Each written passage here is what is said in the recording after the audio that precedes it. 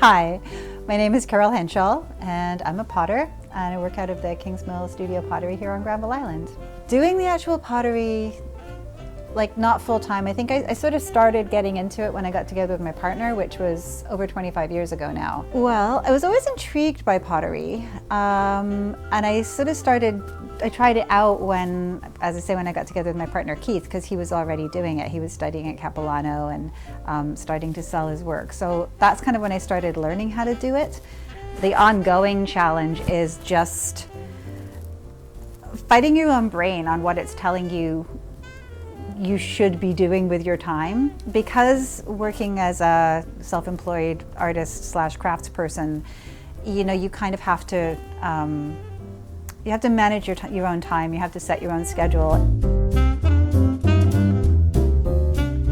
I think it's the creative part, it's the actual coming up with new ideas, and actually I try to build into my pieces the ability to like create in small ways, even though I'm doing production. So like I make some cups called cuddle cups that are little sort of beaker cups that have like a little sweater on them.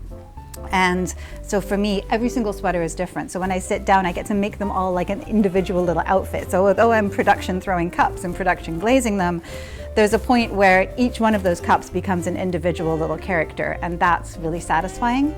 And with the dab birds, again, it's like if you just decide which direction the eyeballs are looking in, it completely changes the relationship that those little marks on the clay have to each other. And that's my favorite bit, is just those moments where you're like, this is an individual piece that's not like any other pieces, and I'm telling a little story with it that's its own, that makes it its own entity. Generally, I would sit down and throw like 24, 36 mugs, right? So tomorrow, for instance, I've got a bag of balls of clay here. I'm going to sit down and throw a bunch of mugs. And then they need to set up a little bit before I can flip them over and trim them. So I probably do that the next day. While that's happening, I would pull some handles.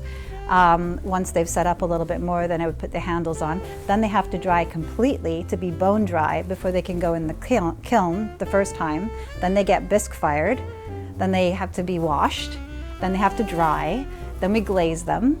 Then we have to scrape the glaze off the bottom and like sort of touch them all up and everything. And then they go back in the kiln and get glaze fired. And then they come out of the kiln and get sanded and put out.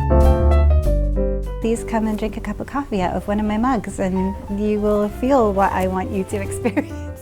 Because I want you to be delighted and I want you to be happy and I want you to have a good ergonomic, you know, experience.